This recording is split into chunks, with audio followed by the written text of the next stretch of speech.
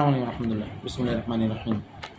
আমরা আজকে যে জিনিসটা নিয়ে আলোচনা করবো সেটা হলো চেঞ্জিং সেন্টেন্সের সিম্পল কমপ্লেক্স কম্পাউন্ড নিয়ে। কি বলছি? সিম্পল কমপ্লেক্স কম্পাউন্ড নিয়ে এখানে আমরা আলোচনা চলে যাচ্ছি। তো এখানে সিম্পলের যদি আমরা বলি, আমাদের সিম্পলকে বাংলায় বলে সরল বাক্য। সিম্পলকে বাংলায় বলে কি? সরল বাক্য। কমপ্লেক্সকে বাংলায় বলে জটিল বাক্য, আর কম্পাউন্ডকে বাংলায় বলে যৌগিক বাক্য। কথা কি বোঝা গেছে? কি বলছি? সিম্পলকে বলে সরল বাক্য, কমপ্লেক্সকে বলে জটিল বাক্য, আর কম্পাউন্ডকে বলে গিয়া যৌগিক বাক্য। তাহলে আমাদের এখানে মূলত আলোচনা আসতেছে কয়টা জিনিস? সিম্পল, তারপর আসতেছে গিয়া কমপ্লেক্স, আর হলো গিয়া কম্পাউন্ড, যেটাকে বাংলায় বলে সরল বাক্য, জটিল বাক্য,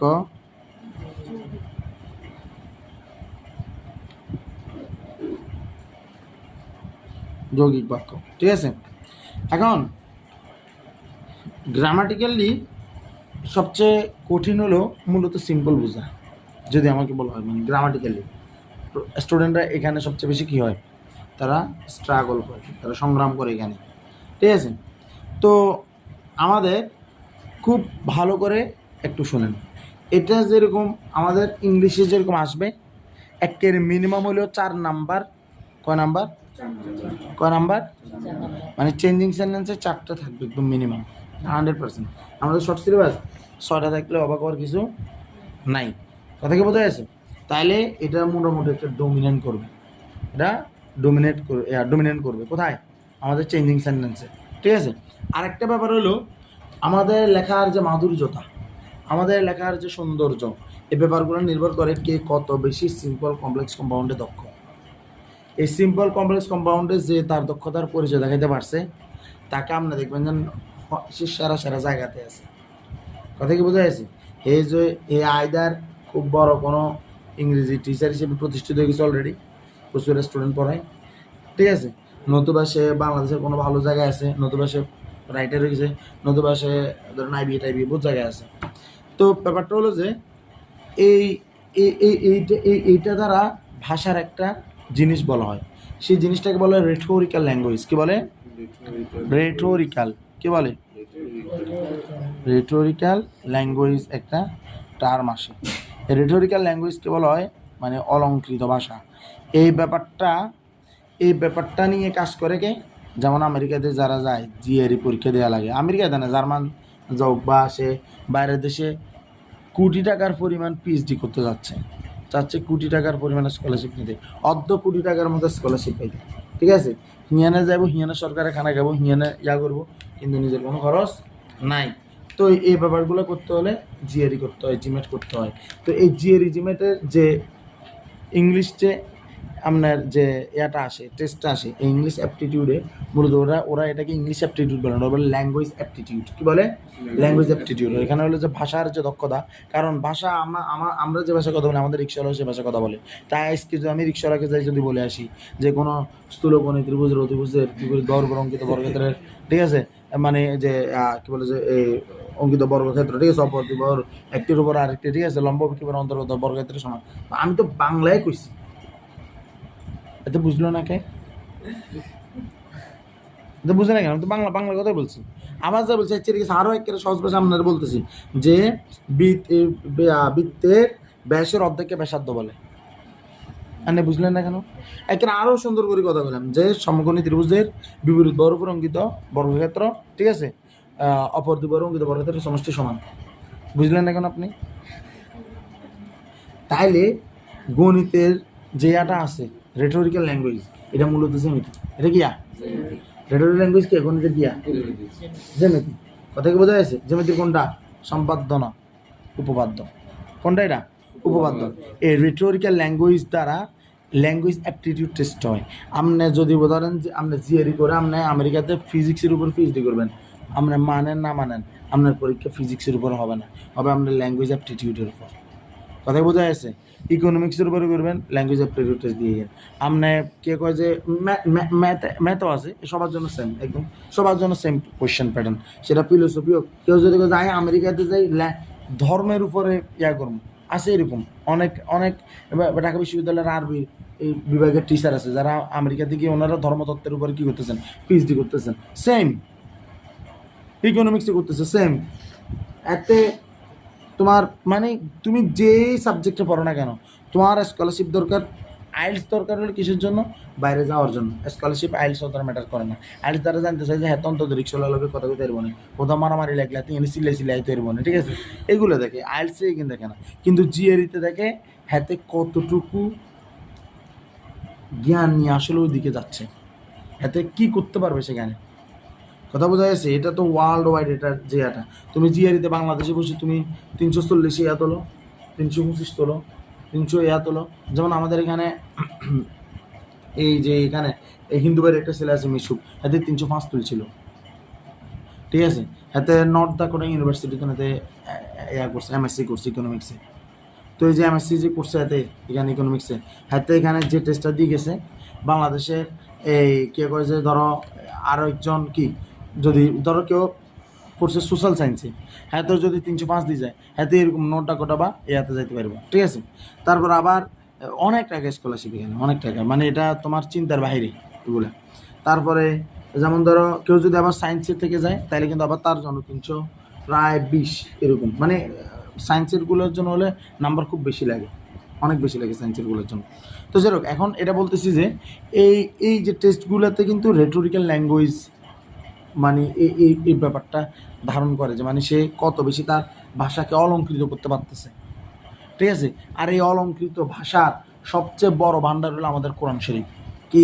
কি বলছি সেটা? আমাদের কোরআন, আমাদের আল কোরআন, এটা হলো সবচেয়ে বেশি। এই যে ভাষাটাতে এখানে সর্বোচ্চ লেভেলের ক্লজ ব্যবহার করা হয়, সেখানে সর্বোচ্চ লেভেলের সিম্পল আর কমপ্লেক্স, এই দুইটা যে উস্তাদ হাতে সব জায়গার উস্তাদ।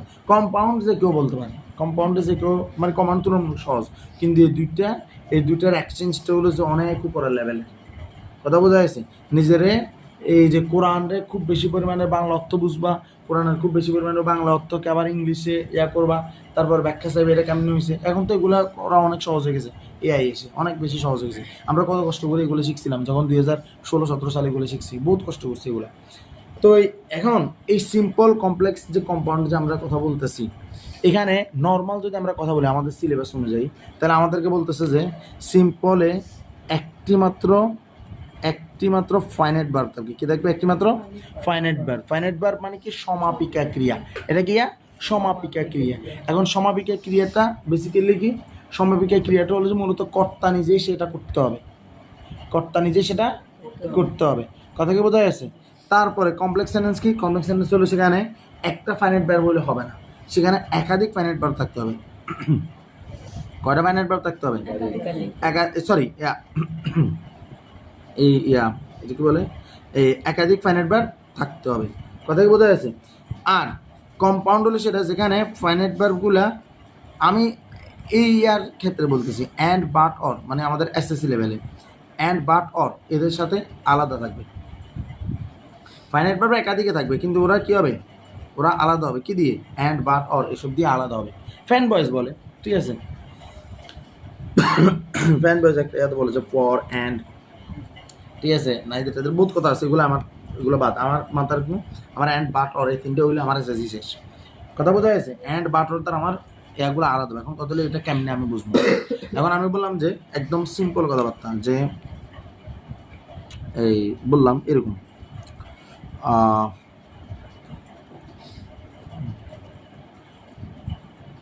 নাম মুজিব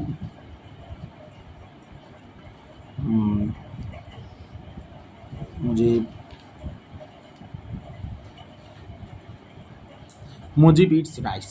মুজিব ভাত খায়, মুজিব ইটস রাইস, মুজিব ভাত খায়।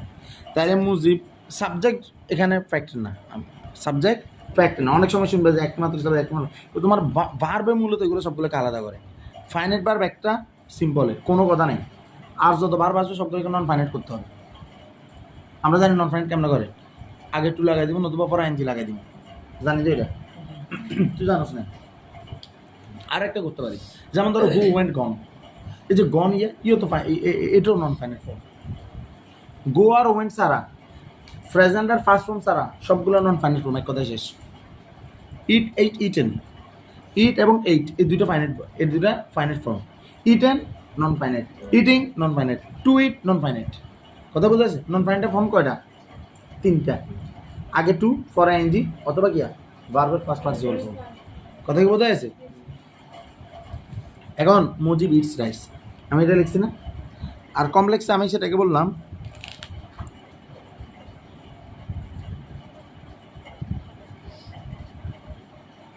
Mujib eats rice which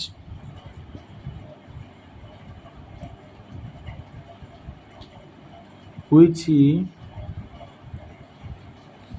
buys from market। Mujib ভাত খায় যেটা সে বাজার থেকে কিনে, ঠিক আছে? মুজিব ভাত খায় যেটা সে বাজার থেকে কিনে।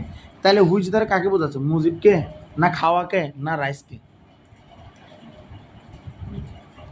মুজিব ইটস রাইস, মুজিব ভাত খায়, which he buys from market, যেটা সে মার্কেট থেকে কিনে। তাহলে এখানে তো তিনটে শব্দ আছে, একটা মুজিব, একটা ইটস, একটা রাইস। তাহলে হুইচ দ্বারা কাকে বোঝাচ্ছে?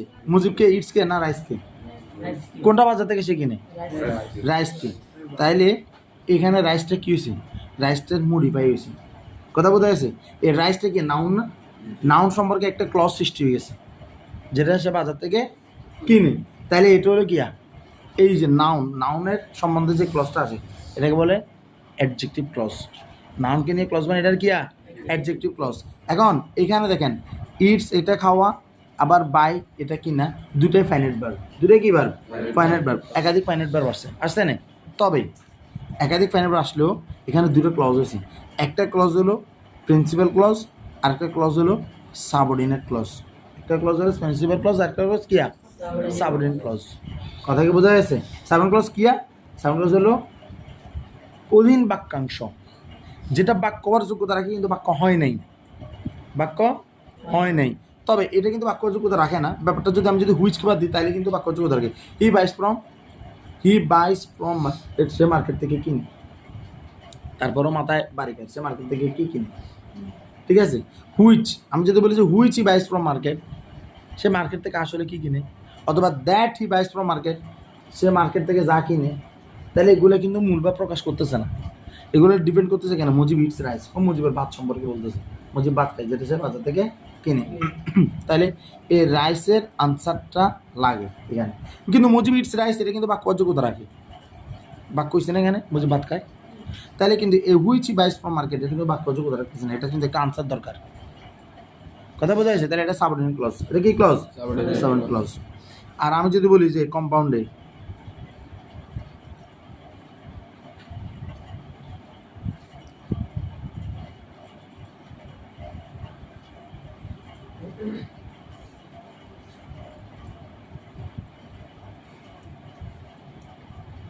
Mujib eats rice and he buys it from market. Mujib ভাত খায় এবং এটা সে বাজার থেকে কিনে। তাহলে হি বাইস ইট ফ্রম মার্কেট, সে ইয়া বাজার থেকে কিনে, এটা বাক্য অযোগ্যতা রাখে। মুজিব ইটস রাইস, মুজিব ভাত খায়, এটা বাক্য অযোগ্যতা রাখে।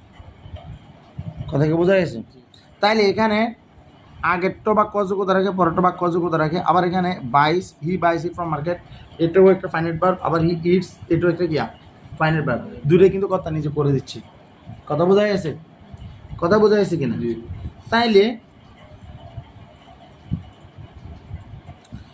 তাইলে এই যে আমরা যে তিনটে এখানে যে বাক্য বানাইলাম, একটাতে আমরা মুজিব ইটস রাইস দিয়ে আমরা খামা দিয়ে দিছি, আরেকটাতে রাইস সম্পর্কে বাড়তি ইনফরমেশন দিছি, ঠিক আছে? আরেকটাতে আমরা বলছি বাড়তি ইনফরমেশন দিছি, কিন্তু এখানে এমনভাবে বলছি যে এটা কিয়া বুঝে যাচ্ছে সহজে, হি বাইস ইট ফ্রম মার্কেট। এখন আমি তো হি বাইস ইট ফ্রম মার্কেট বলছি, ইট না বলি হি বাইস রাইস ফ্রম মার্কেট, এটা বলতে পারি। সে বাজার থেকে চাল কিনে, সে বাজার থেকে ভাত কিনে। কথা কি বোঝা যাচ্ছে? এটাও তো আমরা বলতে পারি। ইটটাও তো প্রনাউন ফর্ম ইউজ করছে, বাক্যতে লিখছি যে he eats rice and he buys rice from market, সে ভাত খায় এবং সে ভাত কিনে বাজার থেকে। কথা বোঝা গেছে? এটা হইতে পারে না? পারে কি না? তাহলে এইখানে দুইটাই এই যে এখানেও একটা ফাইনাইট ভার্ব, এখানেও একটা কি ভার্ব, ফাইনাইট ভার্ব। কিন্তু এই ফাইনাইট ভার্ব দুইটা যে ক্লজটা আছে মানে দোনোটা ক্লজ কি বাক্যবাচকতা রাখে, এই দুটাকে বলে প্রিন্সিপাল ক্লজ। কি ক্লজ বলে? Principal clause. তাহলে অ্যান্ড বাট অর এদের দ্বারা যদি কখনো ভার্ব আলাদা হয়, কি বলছি?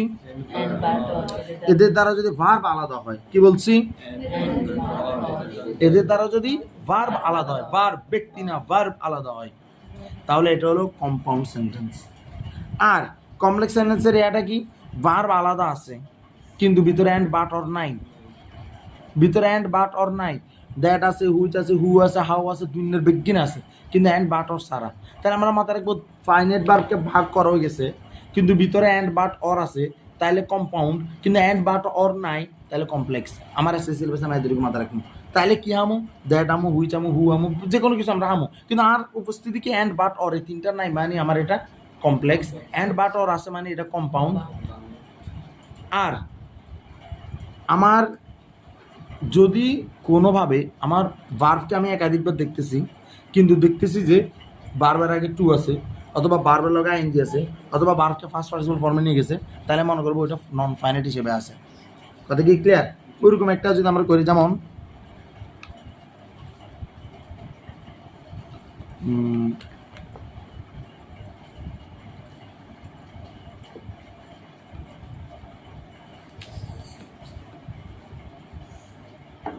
কিরকম বলা যায়, ধরো একটা বাক্য দিই,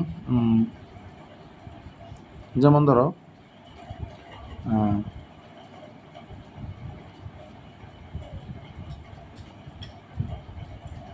in spite of being poor,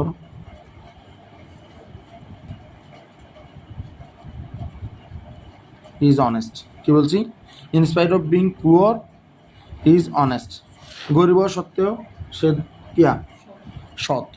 এবার বলতেছি যে কমপ্লেক্সে দেখো in spite of being poor বলছি না, এখন বলতেছি যে although he is poor,